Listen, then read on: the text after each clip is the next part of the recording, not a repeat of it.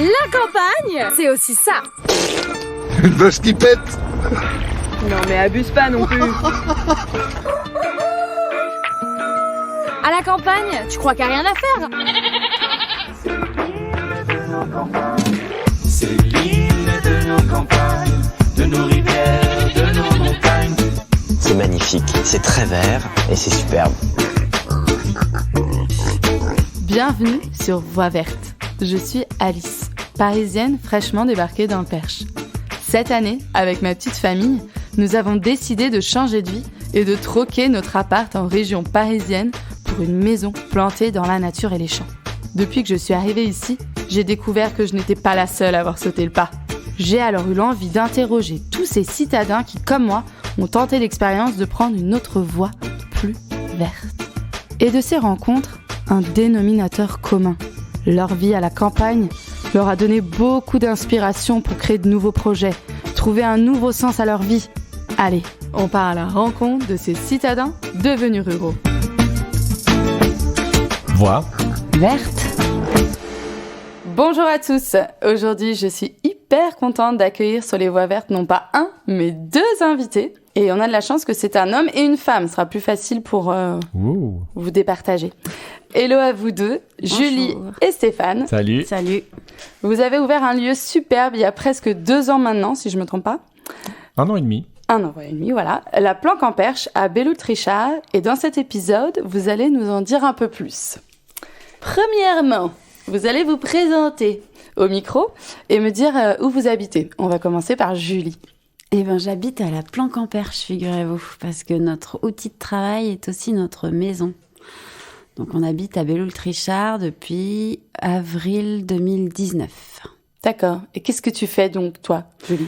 Moi, parce que c'est beaucoup finalement, c'est pas beaucoup. Le seul truc que je fais toute seule, c'est la cuisine. Ok.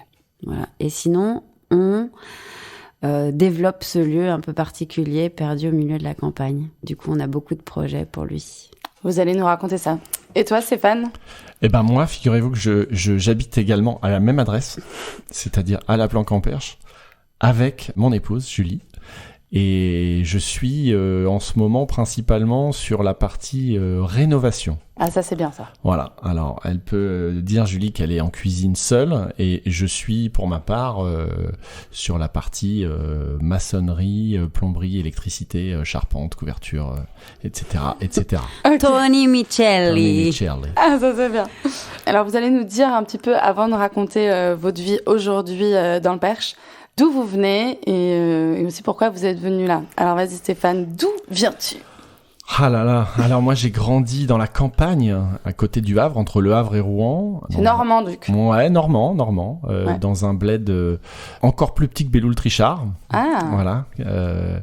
Et mon rêve était de grimper à Paris pour aller y vivre, y travailler, y faire ma vie, mon réseau. Chose que j'ai réalisée à l'obtention de mon bac. Donc, ouais. Je suis arrivé à Paris. Il y a pas longtemps du coup. Il y a pas si longtemps que ça.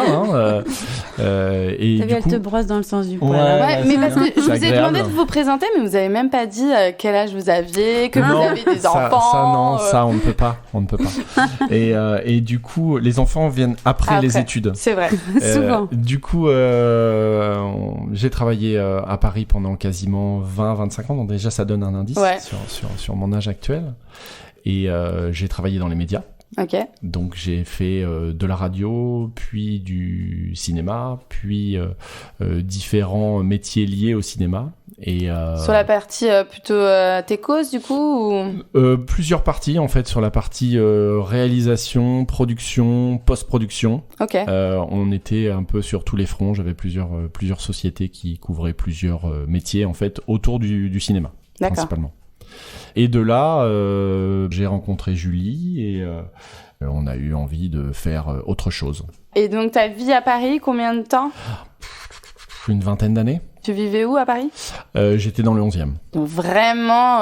le parisien. Ouais, le vrai de vrai. Ouais, ancré. Et du coup, Julie, toi ? Moi, c'est beaucoup plus court, parce que je suis beaucoup plus jeune. Papa. Il y a de la censure ou pas? Est-ce qu'il y a des... Je vous ai pas dit, mais on coupe pas du tout. D'accord. Donc, il faut C'est vraiment Thinkerview, faire quoi. attention à son Ok. Méfie-toi, chérie. Ok. Bon, moi, je suis de la région parisienne. Ouais. J'ai passé mon enfance, pareil, dans une petite ville, mais voilà, à côté de Saint-Germain-en-Laye. D'accord. Ça s'appelle Fourqueux. Fourqueux. Ok. Ouais, c'était connais très le chouette. Vésinet, Ouais, c'est pas très loin ouais. de ça. Et puis après, avec ma famille, on est parti à Londres, et puis on est revenu. Et quand on est revenu en France, on s'est installé à Paris. Et du coup, moi, c'est vrai que je suis assez citadine finalement. Ok. Entre mes 17 et mes 30 ans, c'était Paris, sans vraiment imaginer que je pourrais quitter cette ville un jour aussi. Ouais. Et du coup, j'ai fait un parcours des études de communication et ensuite j'ai travaillé aussi dans les médias, mais plutôt dans la télé, côté production. Et puis au moment où on s'est rencontrés avec Stéphane, j'avais fait le tour de ce truc qui me De ton plaisait boulot, plus, ouais. qui me plaisait plus, qui me remplissait pas, quoi. Donc on a cherché ensemble un autre projet. Et je continue à raconter. Ah notre bah, vie on a ensemble. très envie de savoir quel est ce projet. Et du coup, on a décidé de se barrer. Et donc après pas mal de projets qui n'ont pas abouti, on est parti. On a acheté un gros catamaran habitable et on s'est barré faire du charter, comme ça s'appelle, dans les Antilles en hiver et en Méditerranée l'été. Du coup, il y avait des gens qui venaient sur votre cata et... Voilà, c'est ça. C'est une chambre d'hôte. Oui, c'était une chambre d'hôte Ouais. sur l'eau. Exactement. C'était les Ah, mais C'est trop bien. le concept qu'on a voulu développer, c'est habituellement on loue un bateau avec un skipper, on prend éventuellement une hôtesse qui fait la cuisine ou pas. Nous, on Ouais. voulait que ce soit chez nous déjà. Ok. On avait cette envie de travailler chez nous et de servir des bons petits plats préparés par Julie et pouvoir occuper les gens la journée. Donc les emmener faire de la plongée, aller faire du kite, aller faire des activités nautiques diverses et variées. Et voilà, on voulait offrir ça aux clients et déjà avoir une approche et surtout une envie commune de travailler ensemble et Ouais. voir si ça fonctionnait parce que c'était pas gagné hein, avec, C'était pas sûr. avec la bête. Tu parles. Je suis hyper facile à vivre. Et du coup, Julie, t'avais déjà dans l'idée de faire la cuisine à ce moment-là ou t'étais déjà... Oui, ça a toujours été quelque chose qui restait un petit peu dans le coin de mon esprit comme ça. Et puis, c'est vrai que c'était ce qu'il y avait de plus simple. Enfin, pas de plus simple, mais qui me touchait le plus. C'était comme ça que j'avais envie de partager avec les gens. C'était au travers de la cuisine. D'accord. Et puis, l'idée d'accueillir, ça a toujours été quelque chose d'important pour moi. Et du coup, voilà, ça a coulé un peu de source. Mais à l'époque, je m'étais pas vraiment formée. Donc, j'étais, on appelle ça hôtesse, Autodidacte. un peu, autodidacte. Même si j'avais fait mes armes sur mes potes pendant quelques années. Ça restait quelque chose de déjà très un bon nouveau. niveau quand même avec tes potes. Enfin... Oui, la cuisine, ça a toujours fait partie de ma vie. Du coup, quand vous êtes partis là sur cette aventure, vous étiez un peu déjà répartis les rôles? Oui, c'est très dichotomique. Hein. Nous, on n'a pas les mêmes les mêmes qualités Oui, et c'est les bien. mêmes expertises. Ouais. Par contre, ce qui est sûr, c'est qu'on a une vision commune de l'endroit où on a envie d'arriver. Et du coup, on travaille dans des secteurs différents, mais dans la même direction. Et donc là, tu faisais la partie cuisine et toi, tu savais Alors, faire du bateau. C'était c'est là quoi que les choses se sont un petit peu compliquées quand on a décidé de fuir Paris, Ouais. parce qu'on a vraiment Ouais, c'est décidé en commun de fuir Paris, qui nous insupportait tant par son stress, sa qualité de vie pourrie, ses prix, enfin voilà. Ouais. C'était et le bateau n'est pas arrivé tout de suite. Ah, ok. Le projet du bateau, on avait l'envie, on a réfléchi longuement. Julie pensait déjà à une maison d'hôte. Et moi, je voyais pas trop ma place. J'arrivais pas à me situer.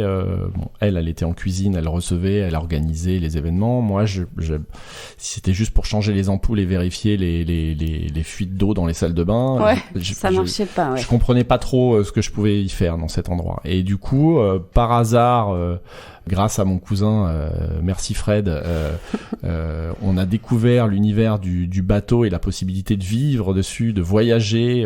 En plus, c'était dans les Caraïbes, donc. Ouais. Vraiment... Mais avant, vous aviez jamais fait de bateau? Non. Non. Non. D'accord. Voilà. Donc, Ok. quand J'adore. à la suite d'une visite d'un salon nautique, on a vu un énorme catamaran voile avec 4 chambres, 4 couchettes, 4 salles de bain. Enfin, on s'est dit, bah, ok, c'est ça qu'on va faire. Allez, On roule. va faire une chambre d'hôte sur un bateau. On sera l'hiver dans les Caraïbes et l'été entre la Corse et la côte varoise. Et comme ça nous permet de voyager et d'être loin de Paris. Ouais. D'accord. Et Ça a mis 2 ans quand ça même. a mis 2 ans. Et Pour mettre en place le projet. Pour mettre en place le projet, le financer, me débarrasser de mes boulets de boîte audiovisuelles Te former et aussi. me former. Parce que du coup, j'ai Au fait bateau. une petite école navale britannique ok. pour être certifié et avoir toutes les capacités de promener des gens en toute sécurité. Ouais, c'est bien. Et, Après, moi, j'ai mon permis bateau, mais franchement, je prendrai Ouais. jamais personne sur mon bateau. c'est un Non, bon mais- début, c'est un bon début. Et du coup, bah voilà, on a pris le bateau et on a traversé l'Atlantique direction les Grenadines. Ouais, premier arrêt. La Barbade. La Barbade. Ouais, la Ah Barbade. ouais, c'est ouf. Ouais. Et ça, pendant combien d'années? 4 ans. Ouais, On a fait ça. crapahuté pendant 4 ans, ouais. On a fait le tour, on a essuyé quelques tempêtes, moi un ouragan, et on s'est dit, on arrête. Et Ah puis ouais. on a, c'est à ce moment-là qu'on a un peu aussi agrandi la famille, donc c'était plus vraiment compatible. Un enfant sur un bateau, pour nous, c'était pas envisageable avec Ouais. l'activité qu'on avait et puis les dangers un peu liés à la mer, tout ça, c'était un peu difficile. Et c'est à ce moment-là qu'on a décidé de se sédentariser. D'accord. Et donc, ta fille, elle est arrivée, ta première fille, arrivée au moment où vous étiez encore sur le bateau. Enfin, oui, ma Ouais, grossesse. moi je j'ai l'ai- fait la dernière saison seule en fait sur le Ouais, bateau. Ok. Voilà, c'est ça. On s'est un peu. Et alors, comment arrive le perche dans cette histoire? Finalement, ça découle assez naturellement, hein, parce que c'est. Bah oui, pour les nous, îles Grenadines, le perche.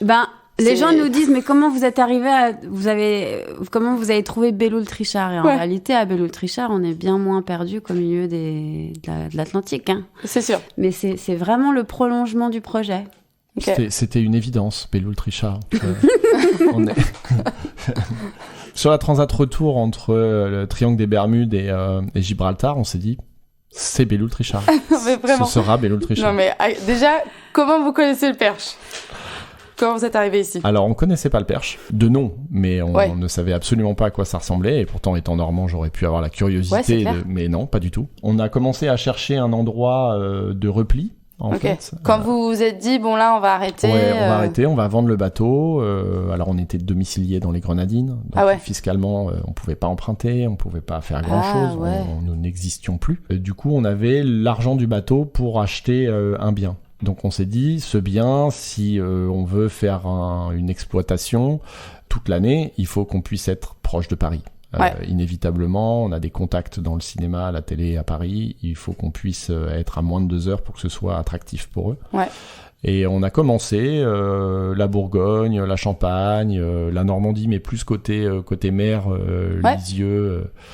Mais c'était hors de prix, parce que plus on se rapproche de la mer, plus c'est cher. Puis c'est cher. Et on a eu un contact qui nous a fait découvrir Dunil, qui D'accord, était à ouais, bien l'époque sûr. à vendre. Ah ouais, ok. Et le projet ne s'est pas fait, et on a découvert le perche À ce moment-là. à ce moment-là. Et on s'est dit, c'est quand même vachement beau, Ouais. vachement vallonné, vachement vert. Ça répond à tout. On s'est dit, allez, on va concentrer nos efforts de recherche dans ce secteur-là, et nous voilà à Et Belloul-Trichard. on habitait à Bordeaux à l'époque, donc on se tapait les allers-retours dans la journée, on montait, on visitait 4 maisons, on redescendait avec la gamine dans la bagnole, c'était un peu épique, mais Ah ouais, pas à mal. chaque fois qu'on arrivait ici, Tu respirais? Ouais. on trouvait ça vraiment beau, et c'était une région qu'on connaissait pas et qui concentrait un peu tout ce qu'on aimait, quoi, l'horizon, les collines, les forêts, enfin. Et quand Ouais, on le a calme, trouvé le calme. la planque, qui s'appelle en réalité la Buchère, La Buchère, ok. on est monté de Bordeaux, on avait vu 3 photos, moi je savais que c'était cette maison que je voulais acheter. Ah, c'est vrai? Je suis quasiment pas sortie de la bagnole. Et je dis non mais c'est ici, laisse tomber, c'est ici. Et on est remonté une deuxième fois et alors c'était terminé. C'était Enfin, sûr. on était piqués. Pour ceux qui sont pas encore venus, c'est un terrain de 5 hectares. On voit l'horizon et ça rappelait vraiment le bateau. C'était vraiment... On a l'impression que ça déroule devant nous. Enfin, c'est un endroit magique. Une sorte de Ah ouais, c'est houle, magnifique. une Ouais. sorte de houle jonchée d'arbres, de prairies, de vaches. Non, c'est magnifique. Ouais, c'est trop beau. C'est vrai. Toi-même, J'y tu suis sais. allée. Super, merci. Du coup, c'est là que vous avez découvert votre maison, que vous avez décidé de poser vos valises dans le Perche. Et comment ça s'est passé du coup à ce moment-là? Donc, coup de foudre de la maison. On a loué un camion, on a fait des cartons, tout ça, ça vous intéresse? Non, Ça a mais été donc là, très il y avait vite. un enfant. Oui, j'étais enceinte de la deuxième. Ok. Moi, j'ai un grand garçon aussi déjà, Ouais, qui a un petit peu plus, qui a 10 ans de plus, ouais. qui habite avec sa maman, Et qui était à Paris à qui l'époque. était à Paris à l'époque. D'accord. Voilà. Donc c'était une façon aussi de se rapprocher De se rapprocher. lui. Ouais, c'est clair. Donc, vos camions, vos cartons. Quelques cartons, parce qu'en réalité, on avait fait beaucoup de tri avant de partir sur le bateau. Ouais. Ouais. Et d'ailleurs, on ne comprend pas comment on a fait pour en amasser autant depuis qu'on a acheté la maison, parce que on est parti de pas grand-chose. On est arrivé avec un petit camion et j'ai une vidéo. Et on a décidé, alors la maison était dans un état Ouais. pas d'abandon, mais elle était inhabitée depuis plusieurs années. Il y avait beaucoup de choses à faire, il y avait trop de choses à faire, et du coup on s'était dit que on n'attaquerait pas les travaux avant d'y avoir habité et avant d'avoir un petit peu senti les bons espaces, la circulation entre les différents bâtiments, les expositions, le Ouais. vent, tout ça. Donc, vous pouviez habiter dedans. Oui, on pouvait habiter dedans. Il faisait un peu froid, il y avait un petit peu c'était pas étanche, hein, clairement. Ah, il y avait des d'accord. trous sous Ah les non, portes. c'était pas étanche du tout. Quoi. Mais ça nous permettait de ressentir et de passer les 6 premiers mois à réfléchir à ce qu'on allait y faire, parce Ah ouais. qu'on savait pas exactement en fait ce qu'on allait pouvoir y faire dans cette maison. Fallait qu'on s'imprègne du lieu et De l'environnement. aussi. l'environnement avant d'attaquer. On est plutôt comme ça avec Julie à vraiment bien réfléchir, bien préparer. Et après, on fonce. Et après on fonce. Une fois qu'on a pris la décision et qu'on sait ce qu'on veut, là c'est bulldozer. Ça déroule. Mais on avait besoin de cette petite période de voilà. Et du coup, quand vous êtes venu, vous avez acheté cette maison, c'était quelle période? C'était avril 2019. Avril 2019. Avant Covid. Ah, nez creux. Ah bah oui. Alignement des étoiles. Oui. Souvent, on a ça, là. Ouais. Ah oui, j'avoue. Ouais. Ça, Et une petite baraka, ouais. Ah ouais, c'est clair, Ouais, belle on était baraka. contents. Ouais, très Donc- très belle, parce qu'en plus la maison était vendue aux enchères. Ah, À cette ouais. époque-là, Ouais, ça ouais. n'intéressait personne, donc c'est grosse baraka. Ah, bien joué. On Ah, est très ça, c'est contents, top. ouais. Indécent. Indécent. On ne va pas le dire. Non, ça on va le pas dire. dira pas. Donc vous trouvez cette petite perle avant le confinement avec vos 2 enfants, enfin dont une qui est en préparation. Voilà, c'est ça, au Voilà. chaud, mais qui arrive assez rapidement, parce qu'elle est née en août. Ok. Vous préparez l'été, enfin vous vivez l'été dans cette maison, et là vous aviez déjà quand même votre idée de ce que vous alliez en faire. Vous saviez que ça allait être la planque? On savait que ça allait être un lieu dans la continuité du bateau. En fait, on voulait le concept de base, c'était de montrer qu'on était capable, avec un établissement éco-responsable, donc pour continuer cette histoire de bateau où on était en autonomie avec le vent, en déplacement avec le vent, en électricité avec le soleil, la pêche nous donnait à manger. Enfin, c'était vraiment ça. On était Ok. vraiment en communion avec la nature. Autosuffisance. Voilà. On était en Ouais. autosuffisance. Être capable de monter un établissement, donc plutôt éco-responsable, sans pour autant rogner sur le confort. Donc D'accord. tout a été réfléchi autour de ça. Après, on a eu plein de projets à l'intérieur même du projet, mais la ligne directrice, c'était ça. On voulait réfléchir à une rénovation avec que des matériaux biosourcés, Ouais. avec beaucoup de recyclage. On voulait être capable de récupérer l'eau de pluie, on voulait être capable d'utiliser toutes les énergies naturelles, le solaire notamment, voilà, pour participer au confort et à l'installation globale de tout. Et, D'accord. on a décidé de ne pas avoir d'énergie fossile, donc Ouais. on a décidé d'avoir des contrats électricité avec de l'énergie verte qui nous garantit que l'énergie provient bien d'une production verte. Ouais. Et là, on a encore pas mal de choses à faire dans la suite, mais on utilise du laine de bois, tout ce qui est ossature bois, on a énormément de choses qui ont été recyclées ou réemployées d'anciens chantiers. On échauffe au granule de bois également. Alors là, on le regrette un peu en ce moment. Ouais. Ça va revenir. Hein, Vous avez fait vos réserves ou pas? Oui. Ah, c'est bien. Ouais, au mois de juin, on avait fait une énorme commande pour toute l'année. Donc, on a 1 an pour que ça revienne un petit peu bien au niveau des prix. Voilà, on avait cette réflexion-là aussi. On voulait être autosuffisant en énergie en mettant des panneaux photovoltaïques, mais bon, il s'est avéré que c'était pas possible et puis c'était pas si éco-responsable que ça. Donc voilà, on voulait faire un endroit... Une maison de campagne. Ouais, voilà. Une maison de campagne avec son petit potager en permaculture, avec tout ça qu'on va mettre en place une fois que les travaux seront finis, parce que les travaux demandent beaucoup d'énergie et de temps. Mais voilà, le concept global, c'était ça. Du coup, votre idée, c'était vraiment de développer ce lieu éco-responsable dans cette campagne dont vous êtes tombés amoureux tous les deux. Oui. Et c'est un peu arrivé par étapes. Enfin, je le dis parce que je le sais. Mais au début, vous avez ouvert le restaurant. Ouais. Et ensuite, les chambres, c'est bien ça? Ouais. On savait qu'on voulait faire chambre et restaurant. Hein. Ouais. On savait pas dans quel ordre on devait faire les choses. Et il s'est avéré que par rapport à la disposition des bâtiments, par rapport à l'endroit qu'on occupait nous avec notre famille, il s'est avéré que c'est le restaurant qui devait sortir en premier. D'accord. Donc, on a fait le premier bâtiment. Ouais.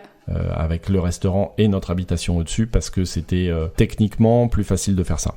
Ouais, on a construit par bâtiment, on a rénové par bâtiment. Et d'ailleurs, c'est pas fini du tout. Hein, Ah ouais? Non, c'est pas du tout fini. Notre objectif avec Stéphane, il n'est pas encore atteint dans le développement du lieu. Il y a 3 gros bâtiments et qui sont pas du tout finis d'être réhabilités. C'est pour ça que Stéphane est encore sur le toit. Là. Alors, est-ce que vous pouvez nous dire exactement qu'est-ce que ça va être, Plan Camperche? C'est toi ou c'est moi? Ah, c'est moi. Alors, donc, pour l'instant, on a donc un restaurant et 3 chambres. Vont arriver... Un restaurant d'une capacité de 40 couverts. Voilà, un restaurant d'une capacité de 40 couverts. Une salle de réception d'environ 150 mètres carrés dans lequel on peut faire de l'événementiel, soit de société, soit de l'événementiel privé. Donc, 3 chambres, 2 chambres de 45 mètres carrés, une chambre de 65 mètres carrés, avec un sauna. Enfin, c'est un peu... on a essayé de se positionner quand même hôtellerie haut de gamme. Donc, vont arriver à la suite de ça, pour cet été... Enfin, allez... Pour avril, je le dis là maintenant. Été. Je mets la pression. Pour avril, donc, il y aura en plus une chambre supplémentaire et une chambre avec un espace parent et un espace enfant. Un dortoir, voilà. Ouais. Donc ça, c'est pour cette année. Et peut-être le gîte. Hein, voilà. Et il y aura un petit gîte aussi. Voilà, c'est ça. On s'est rendu compte que...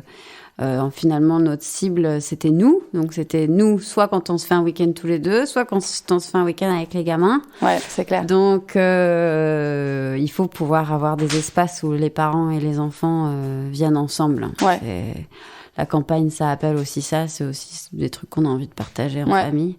Après, je le dis, Plan Camperche, c'est hyper kids-friendly. Enfin, même si vos chambres, aujourd'hui, c'est pas forcément encore... Si, elles le sont. Hein. Ah ouais, ça y est, on peut déjà... La suite parentale, c'est un lit king size pour les parents et c'est en mezzanine 2 couchages de 90 pour les enfants. Donc, on peut déjà venir avec les enfants. Oui, on peut déjà venir avec les enfants. Ouais, c'est cool. On s'est rendu compte que c'était vraiment ça qui était demandé et nous, ça nous va bien, même... Voilà, vu qu'on en a 2. Ouais. Du coup, vous faites petit-déj pour vos hôtes le matin. Et ensuite, c'est dîner... On fait une table d'hôtes quand c'est en semaine. Quand les gens viennent dormir à la planque pendant la semaine, je fais une table d'hôtes parce qu'il n'y a pas toujours... d'endroits où on peut aller dîner. Voilà. Alors, on propose les copains à droite, à gauche.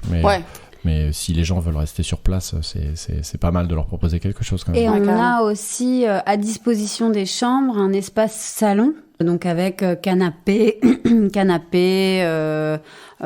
bar, Honesty Bar. Donc il y a tout ce qu'il faut. Les gens se servent, consomment et nous disent à la fin de leur séjour ce qu'ils ont. Et il y a un petit espace kitchenette avec une plaque. S'ils veulent se faire un petit four. Pour si jamais il y a besoin de faire réchauffer les purées des enfants aussi, ça marche bien pour ça. Du coup, d'autres projets encore Moult. Ah oui. Une ménagerie. Une ménagerie avec plein d'animaux. Ah, génial. Mais Là, vous en avez pas encore? Il y a des chevaux, non? on a des chevaux qui nous appartiennent pas. D'accord. Qui sont là pour entretenir la prairie, en fait. Ok, ouais. Et non, on va remettre en place le potager. Ouais. En permaculture. On a fait un petit verger aussi avec plein d'arbres fruitiers et on aimerait bien faire aussi une sorte de petit parc avec canards, lapins, cochons d'Inde en liberté. Ok. Pour justement les familles avec enfants, aller ramasser les œufs le matin, caresser les hamsters, donner 3 carottes au lapin. Ouais, c'est top. Oui, et puis ça sera aussi pour nos filles, donc c'est... Avant avoir des missions alors, hein, parce que... Sacrée mission. Ouais. Et puis il y a l'espace bien-être qui va arriver aussi, on ne sait pas quand, mais bientôt. Donc, en plus du sauna. Alors, le sauna, c'est dans la chambre. Il est dans la salle de bain de la suite. Ah, mais super! J'aime beaucoup l'idée. On va faire à part, dans un espace à part, une grande cabine de hammam, une grande cabine de sauna, des vestiaires, une piscine. Piscine intérieure ou extérieure? Non, extérieure. Extérieur. Donc ça va être plus un couloir de nage qu'une piscine. Donc ça va faire 20 ou 25 mètres. On est en train de réfléchir à la longueur parce que écologiquement, il faut que ça puisse avoir du sens. Bien donc sûr. Ça va être assez étroit, peu profond, mais assez long pour vraiment pouvoir nager. Ok. Là, on est en train de réfléchir au système de chauffage. Donc, ça sera probablement des tubes solaires ou un système que je vais bricoler, installer dans la prairie de façon invisible pour pouvoir chauffer naturellement l'eau assez rapidement dans l'année. Et puis, à la toute fin, une fois que tout ça se sera en place, on a la possibilité et on a les autorisations déjà pour faire des petites cahutes en bois. Génial! Des petits lodges insolites au fond du jardin. Ça, ce sera à la fin de la fin. À la fin, et ça nous permettra d'avoir une capacité d'accueil d'une 30aine de personnes en tout. D'accord. Et, ça va être... pour les événements et les privatisations, c'est toujours bien de pouvoir dormir sur place. Bah bravo, c'est super comme projet. J'adore. Donc, c'est pas fini du tout. Non. Et vous êtes mis un objectif de temps pour savoir quand est-ce que je privatise en fait. Juste. Parce que mes 40 ans, moi, c'est dans 2 ans, donc ça ne nous laisse pas beaucoup de temps. Hein, tu peux déjà privatiser. On en fait déjà beaucoup, de plus en plus. Ouais. Le bouche à oreille fonctionne bien. Et c'est quelque chose qu'on aime développer, on aime voir les gens arriver et regarder l'horizon et trouver ça super beau et se sentir hyper bien chez nous. Voilà, c'est pour ça qu'on fait cet endroit. Ouais. C'est pour que les gens s'y sentent bien et voilà. Partage, vraiment, on veut accueillir et partager, quoi. C'est un espèce de truc bisounours, mais c'est vraiment ça. Ouais. Sur le bateau, quand on avait des clients qui partaient, Stéphane, il se fichait de moi parce qu'à chaque fois, je pleurais. Mais là, à chaque fois qu'il y a des gens qui font des événements, quand ils s'en vont, je suis triste aussi. T'as pas versé ta petite larme encore? Si. Ah si, c'est vrai.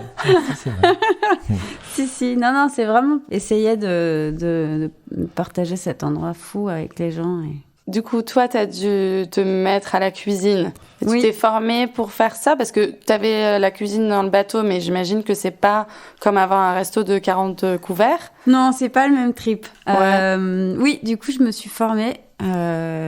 Stéphane s'était formé pour devenir capitaine de bateau et moi je me suis formée pour devenir chef. Ouais, cuisinière. Cuisinière, ok. Donc j'ai fait un CAP à l'école Ducasse. D'accord, un niveau CAP quoi, ouais.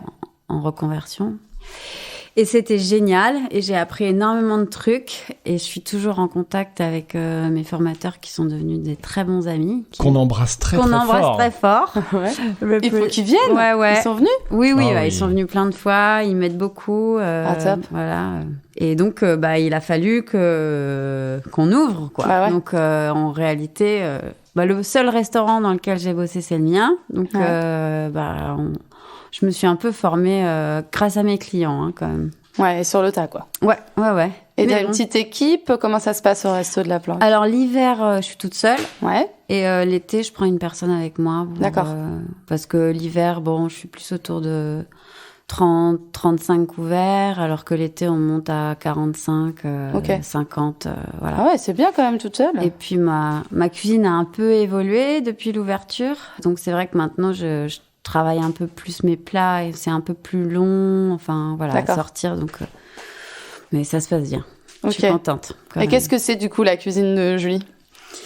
Et c'est quand même très empreint de tous les voyages que j'ai faits. Donc, il n'y a pas grand-chose de très français à la carte. Donc, je travaille pas mal les épices, beaucoup les saveurs asiatiques, Amérique centrale. Et puis, c'est souvent des choses assez réconfortantes, mijotées, avec pas mal de saveurs. Mais c'est simple, hein. C'est pas chichiteux. Et du coup, Stéphane, toi, t'es sur les toits.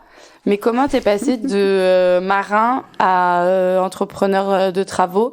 Enfin, t'étais déjà bricolo Ouais, j'ai toujours été bricoleur. Ok. Je dois ça à mon grand-père. J'ai toujours bidouillé, bricolé. Mais vraiment depuis toujours. Du coup, ça m'a pas vraiment fait peur quand on a fait faire les premiers devis par des entreprises locales. Et au départ, on était prêt à passer de façon classique avec des artisans. Et quand on s'est rendu compte que ça coûtait quand même hyper très cher et que les gars étaient juste pas disponibles, on s'est dit plutôt que d'aller travailler à droite ou à gauche pour financer les travaux, je vais m'y coller. Ah, donc t'as tout fait là pendant le confinement. En gros, t'as commencé, t'as tout fait tout seul. Quasiment. J'ai deux personnes qui m'aident quand elles sont disponibles. Alors, elles sont pas souvent disponibles, mais quand elles le sont, ça avance vraiment bien. Ok. Sinon, mais bon, ça représente quoi un quart du temps. D'accord. Je suis aidé. Les 3/4 du temps, je suis seul. Ok. Mais je ne fais que ça de mes journées. D'accord. Non, mais moi, je trouve ça dingue, hein, parce que déjà, on arrive à peine à poser les plaintes chez nous. Donc, en fait, c'est Excuse-moi, cool. je me marre. Alors, je peux te donner des listes de tutos. Ouais. Parce que moi, je passe une partie de mes nuits à regarder des tutos. Ah oui, ouais. Et à lire des documents techniques. Ouais. Et le jour, je les mets en application. Et il paraît que tu peux construire une maison juste avec des tutos. Hein. C'est ce que j'ai fait. Hein. Ah ouais, c'est ouf. C'est ce qu'il fait. C'est ce que j'ai fait. Hein. La toiture. Électricité, maçonnerie, tout ça. Ouais. Bravo. Plomberie. Là, je suis sur la charpente. Donc je suis capable de refaire une couverture de toit. Alors après, tout ce qui est structurel, pour des raisons d'assurance et de garantie, je passe par une petite équipe super sympa du coin et qui m'ont énormément aidé aussi à m'expliquer comment ça fonctionnait. Ouais. Ils m'ont vraiment mis la main à la pâte au départ pour me lancer en fait. Ouais. Voilà, ils font les grosses choses vraiment structurelles qui me permettent, je parle principalement des extensions des bâtiments. D'accord. Après tout ce qui est isolation, placo, rail, électricité, passage de plomberie, tout ça, chape, finition, c'est... Bon, mon mari a Finger in the nose, quoi. Il a l'esprit bien fait quand même. Oui, enfin, moi j'ai l'esprit bien fait, je pense, hein, mais je suis pas sûre d'être capable de faire de la plomberie. Mais effectivement, si tu veux vraiment t'y mettre, j'imagine qu'à un moment, c'est possible, quoi. Mais... oui, c'est pas... Oui. Bravo, en tout cas. Vous avez pas du tout fait appel à un archi pour... Si, on a été obligé parce que on a été obligé de déposer un permis de construire. Ouais, d'accord. Et on a fait des extensions, etc. On a juste fait des plans sur AutoCAD qu'on a donné à l'archi pour qu'il puisse... Qu'il les valide. Oui. Ok. On est assez exigeant et on a une idée assez précise de ce qu'on veut avec Stéphane. Oui, en général, on réfléchit tous les deux et puis ensuite on fait faire on a fait faire par un archi, mais... Ok. Pour le restaurant, pareil, on avait une idée bien précise. On s'est fait aider par un copain parisien dont c'est le métier, en fait. D'accord, restaurateur. Il fait... alors, il est restaurateur et il est aussi... décorateur d'intérieur. Déco d'intérieur pour les restaurants. Ah ouais, et cool. les hôtels. Ça s'appelle les ateliers d'Ernest. Les ateliers d'Ernest, ouais. D'accord. Big up, Jérémy. Voilà. Et du coup, c'est lui qui nous a fait les banquettes, les tables, c'est hyper beau. Le bar. Oui. Et ça nous a vraiment aidé à trouver une belle identité, en fait. Ouais. Qui aujourd'hui fonctionne bien parce que les clients sont ravis de l'endroit. Ouais, c'est très beau. Alors moi, j'ai des questions maintenant plus sur votre vie quotidienne à la campagne, puisque les Voix Vertes, on parle aussi beaucoup du move entre la ville et la campagne. Donc, votre vie à la ville, si j'ai bien compris, c'était méga stressant, en plein cœur de Paris. Alors, on n'avait pas complètement la même vie, hein, parce que... Ah, toi, Julie, t'avais l'air moins stressée. Moi, j'étais quand même très parisienne. J'aimais beaucoup... Alors... J'étais quand même à un tournant de ma vie où c'était bien que je parte de la ville. Je faisais beaucoup la fête. Voilà. Donc c'était pas mal que je parte aussi. J'aimais beaucoup voyager. Donc c'était très bien de passer de l'un à l'autre. Ouais. Et, j'ai bien aimé retourner quand même de temps en temps sur Paris. Bon, là, beaucoup moins, quoi. Depuis qu'on a trouvé cette vie à la campagne, Ouais. on a beaucoup moins envie de retourner à la ville, que je trouve, pour le coup, aujourd'hui, très stressante, très oppressante. Voilà. Ouais, on a aussi un super réseau social ici. On s'est fait des nouveaux amis, plein de nouveaux amis avec qui on partage un peu ces mêmes nouvelles valeurs et ça nous va bien, quoi. Mais c'est marrant parce que quand on fait une move en fait de la ville à la campagne, souvent les premières choses qu'on nous dit nos amis parisiens ou citadins peuvent me dire mais qu'est-ce que tu vas faire ? Tu vas te faire chier. Alors ça, c'est vraiment typiquement citadin, parce que les seuls gens qui ne savent pas qu'il se passe des choses à la campagne, c'est les gens qui habitent à la ville. Il y a une vie sociale dans les campagnes, c'est hallucinant. On a presque plus une vie sociale ici que ce qu'on avait à Paris, où on croisait pas nos voisins. C'est un peu cliché de dire ça, hein. Mais c'est vrai, on a une vraie vie sociale ici. Il y a plein de choses qui se passent dans les campagnes. C'est pas du tout des endroits discrets et silencieux, c'est des endroits où il se passe énormément de choses. Il y a surtout ici beaucoup d'effervescence sur plein de projets différents. Bon, alors forcément portés par des valeurs qu'on partage ici, qui sont quand même en accord avec la nature. Ouais. Mais c'est très vif. Il y a beaucoup de vie, dans les campagnes. Et on participe un petit peu à ça aussi en faisant des événements. Je peux pas vraiment parler. Non, mais déjà, rien qu'en créant votre lieu, en fait, créer un lieu comme la Planque en Perche, où vous allez rassembler des personnes, que ce soit d'ailleurs de la ville, mais aussi des locaux qui viennent chez vous, et que vous avez envie, en fait, de créer un lieu comme ça, où les gens se rassemblent, où il y a du partage. Et c'est là qu'on voit que de vivre à la campagne, ça veut pas dire s'éloigner, en fait, des autres, mais enfin, moi, je trouve, mais plus de se rassembler et de connecter les gens aussi. Les lieux comme Planque en Perche, ça permet aux gens de se connecter. Oui, c'est exactement ce qu'on a essayé de mettre en place. Hein. On est quand même un établissement qui est entouré de rien. Il n'y a rien autour de nous, ça ne sont que des gens. Et on voit que les gens viennent ici se rassembler. Et pour nous, quand on a vu que ça marchait comme ça... C'est incroyable d'ailleurs de voir cet endroit la semaine où on n'entend rien, on n'a pas de nuisance. Et c'était ce qu'on cherchait, c'était un endroit sans nuisance ni visuelle ni sonore. Et de voir cette effervescence qu'il y a le vendredi soir, le samedi soir, où on voit que le parking est bondé, que parfois les gens se garent dehors le long des champs. Enfin, c'est impressionnant. On est super fiers de ça, on est contents, ça nous ravit. Mais vous alliez dire un truc avant, non? vous alliez faire une sorte d'annonce et tout. C'est que, ouais. Alors. Moi, je veux le. Elle a noté quand même, hein. Elle a mis ça dans un coin. Elle s'est dit, faut que j'y revienne. Quand même. Faut que j'y revienne. C'est quoi, là, le petit spoiler? Ouais, comme ma femme est un peu une teufeuse dans l'âme, on s'est dit que très occasionnellement, une fois par mois, on organisait des grosses soirées à la Planque. Ah, mais ça, c'est une très bonne idée. J'aime beaucoup cette idée. Mais je peux pas en dire plus. D'accord. Sur le timing. Le timing et tout. Mais bon, c'est une fois par mois et on se lâche. Ouais, c'est noté. Est-ce que vous rencontrez parfois quand même, parce que bon, là, on est un peu dans le monde des bisounours, hein, faut le dire. Est-ce que vous rencontrez quand même parfois des difficultés avec votre vie à la campagne, comparativement à ce que vous pouviez vivre quand vous étiez citadin? Le désert médical. Ça, c'est dur. Pour surtout les enfants. Avec des enfants en bas âge. Ça, c'est assez compliqué, tellement compliqué qu'en fait, on va à la capitale pour tous les rendez-vous de spécialistes. Honnêtement, c'est le seul souci majeur. Et parfois, on aurait bien envie d'aller au resto en début de semaine quand nous, on bosse pas. Et bon, voilà, le lundi et le mardi, s'il vous plaît. Ça. Mais ça n'existe pas. En dehors de ça... Ouais, ça, on peut s'en passer. Oui, on peut s'en passer. Le désert médical, c'est plus compliqué quand même. C'est vrai. Surtout quand on a des enfants. On n'aurait pas d'enfants, ça poserait pas de problème, mais bon. Avec les petites, c'est pas simple. Ouais, c'est pas simple. Et est-ce que vous aviez des idées préconçues sur votre vie à la campagne ou sur comment on peut vivre à la campagne et du coup, qui a été complètement balayée Moi, j'avais déjà cette expérience de vécu à la campagne. Non, il n'y a pas vraiment de mauvaises surprises ou de... Je pense que quand on a fait la démarche de quitter tout ce qu'on connaissait en partant sur un bateau dans les Antilles qu'on connaissait pas, dans un environnement qu'on connaissait pas, on apprend à go with the flow, quoi. Donc on n'avait pas j'avais pas trop d'expectatives, en tout cas très strictes de ce qu'allait être ma vie. De toute façon, notre vie aujourd'hui, clairement, c'est de faire vivre cet endroit. Donc, ça allait tourner autour de ça. Donc, on n'a pas trop été...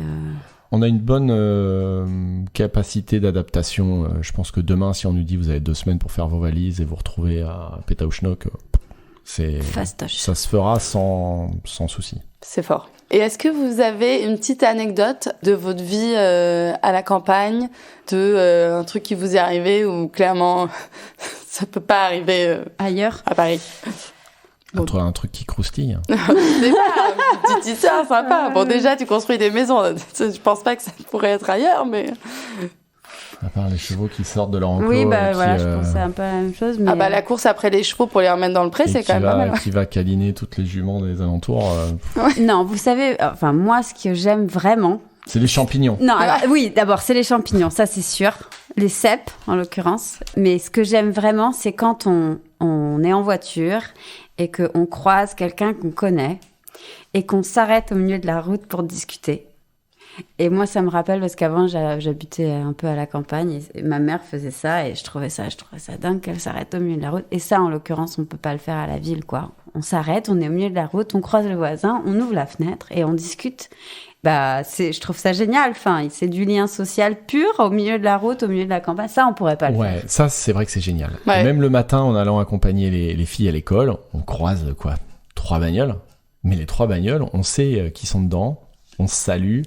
On pourrait effectivement s'arrêter si on avait le temps, taper le bout de gras. Enfin, ça, c'est un truc unique. Bah ouais, c'est unique. Voilà, c'est tout. Hein. On a trouvé. C'est pas très croustillant, mais on a trouvé. Mais... C'est vraiment un moment génial, moi, je trouve. Enfin, c'est vrai. De se reconnaître, de s'arrêter, de saluer, de partager et de repartir chacun dans son chemin. Est-ce que vous avez des conseils pour les gens qui aimeraient sauter le pas et pour ces citadins qui se disent « Ah, peut-être un jour, j'aurai ma maison à la campagne ».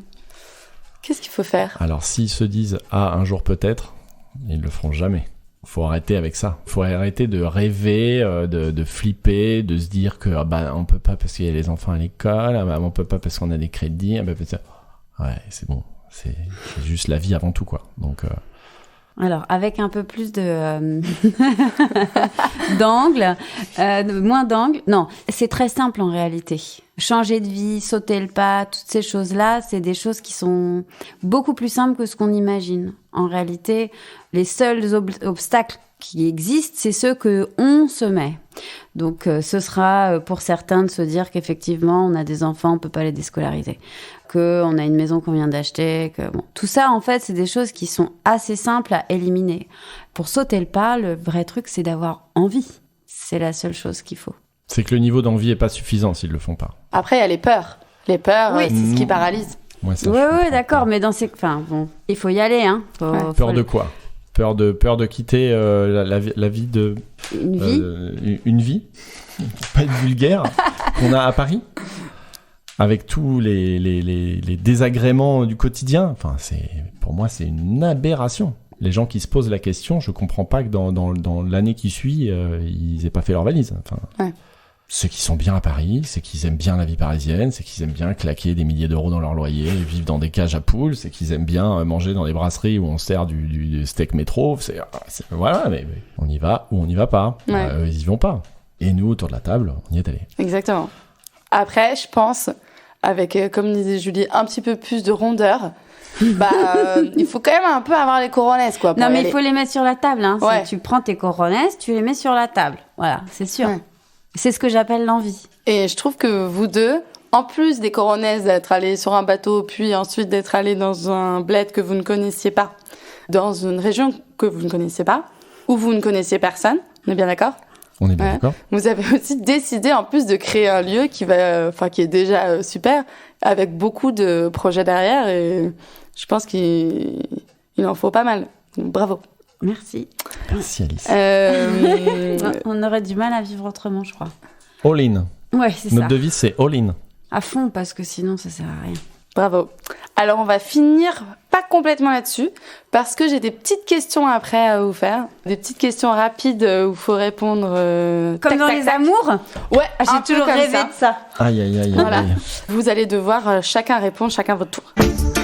Voix. Verte. On va commencer par Julie, toujours. Quel était ton rapport à la nature quand tu étais enfant ? Alors, c'est marrant parce que le premier souvenir qui me vient à l'esprit, c'était que, en fait, j'habitais donc, comme Stéphane l'a dit, à Fourqueux, et juste à côté de moi, il y avait des champs. Et dans les champs, ça tournait, il y avait des pommes, des poires, enfin, il y avait des baies, donc il y avait des framboises, il y avait des mûres et tout. Et j'allais piquer, glaner dans ces champs-là, et je me disais, je m'en fous, hein, si je pars de la maison, je pourrais survivre toute seule dans la nature, j'aurais besoin de personne. Voilà. Et Stéphane, tu vivais un peu dans la nature ? Oui, moi j'avais plein de copains à l'époque, à l'école, au collège, puis au lycée, qui étaient fils d'exploitants agricoles. Et du coup, on passait les mercredis dans les grosses exploitations. On allait dans les greniers à grains, on allait chasser les souris dans les greniers à grains, on allait sur les bottes de paille se faire des cabanes, on allait dans le tracteur du père du copain quand c'était la période de la moisson. Ouais. Et puis l'été, j'étais à la mer avec mon grand-père sur son bateau, à regarder les poissons dans l'eau, à pêcher, à faire une soupe de poisson le soir. Donc ouais, mon rapport à la nature, il était... c'est ça les prémices de ma vie d'aujourd'hui. Est-ce que du coup, alors là, je reviens sur les questions pas rapides, mais est-ce que cette vie que vous avez eue enfant et ce rapport justement avec la nature, le fait d'avoir eu des enfants, même si je sais que tu as un grand, mais Julie avec tes deux filles, est-ce que ça c'est pas aussi comme un retour où vous aviez ce besoin de leur offrir ça ? Moi, j'avais toujours dit, je veux pas que mes enfants, ils apprennent à marcher sur les trottoirs de Paris. Ouais. Voilà. Donc je pense que après, sans avoir pris la décision de façon claire, très tranchée, finalement c'est quelque chose qui a toujours résonné et vers quoi on a été assez naturellement. Ouais. Mais il n'y a pas eu cette décision, genre je veux que mes enfants grandissent à la campagne. Okay. Non, ça n'a pas été posé de cette façon-là. Est-ce qu'il y a une chose de la ville qui vous manque ? Les restos. Mes potes qui y sont restés. T'as vu, moi c'est les restos. Hein. C'est clair. Même si je vous aime Désolée, très fort, les mes potes de copines. Est-ce qu'il y a une chose où vous êtes bien content de plus subir de la ville ? Le bruit. Les transports. On utilise beaucoup la voiture quand même ici. Oui, mais c'est pas le même genre de transport. La promiscuité est quand même vachement moins présente. C'est sûr.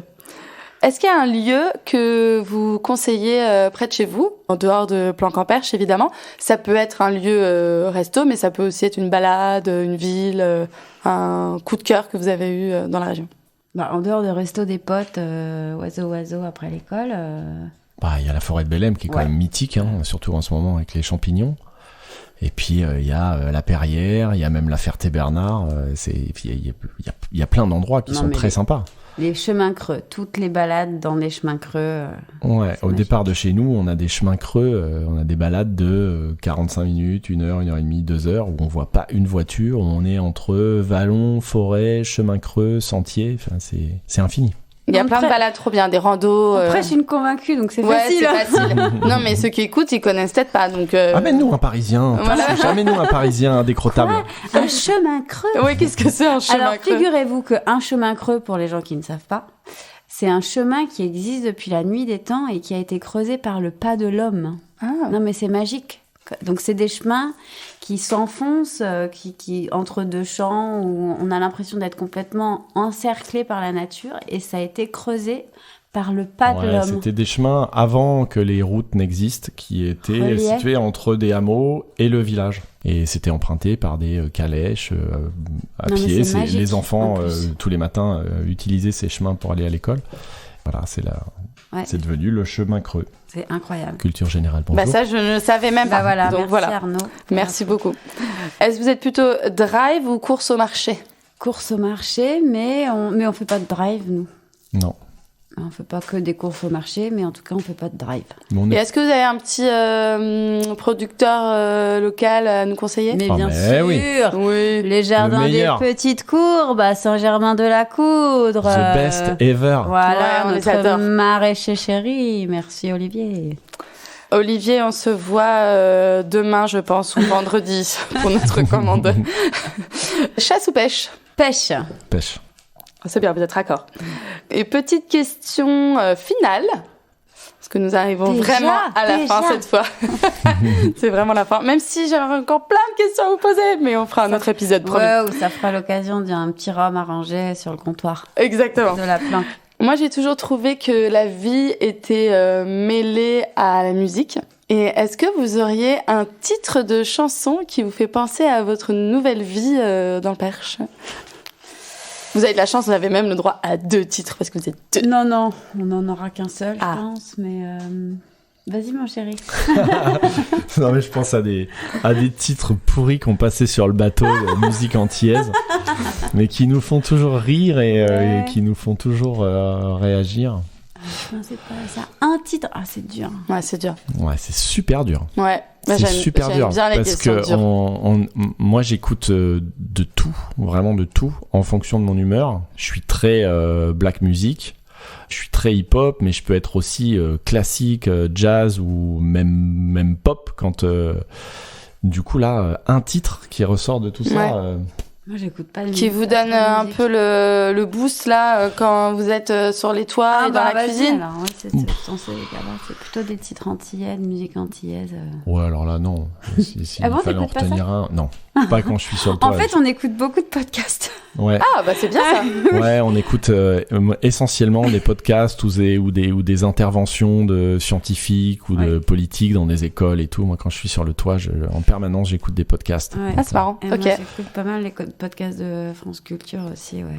Du coup, pour répondre à ta question sur la musique du moment, il faut venir à nos événements dont on n'a pas communiqué les dates. Bon, bah, je suis désolée, mais je vais devoir mettre une musique antillaise. Je mettrai ça. Ah, c'est ça ? Ouais. Ah, c'est parce que tu veux finir sur la musique dont on parlerait ?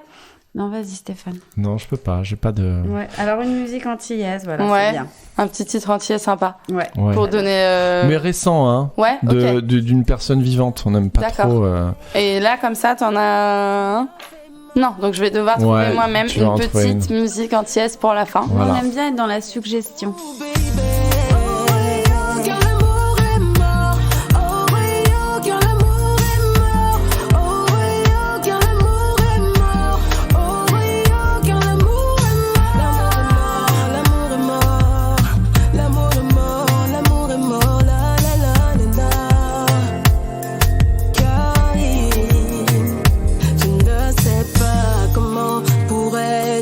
Pardonner, toi qui m'avais promis de m'aimer, me soutenir. Au pire moment, tu m'as laissé tomber. Bah en tout cas, merci beaucoup pour ce moment de partage. Merci à toi. Ça donne vraiment envie de venir à vos teufs, à la planque en perche. Je note. Et j'espère que tout le monde aura envie de venir découvrir ce lieu superbe. Merci beaucoup. Merci à toi. Bye. C'était Alice, merci à tous d'avoir écouté Les Voix Vertes. J'espère que cet épisode vous a inspiré et qui sait peut-être qu'il vous a donné l'envie de sauter le pas vous aussi et de vous lancer sur une nouvelle voie plus verte. Si vous avez aimé cet épisode, n'hésitez pas à vous abonner, n'oubliez pas de mettre une petite note sur vos applications de podcast et même de mettre un avis, ça fait toujours plaisir. Partagez ce podcast à vos amis sur vos réseaux sociaux. Vous pouvez aussi bien nous écrire sur les réseaux si vous avez des questions, des commentaires ou même des idées d'invités. À très vite pour un prochain épisode des Voix Vertes. Allez, salut! C'est l'hymne de nos campagnes, de nos rivières, de nos montagnes. C'est magnifique, c'est très vert et c'est superbe.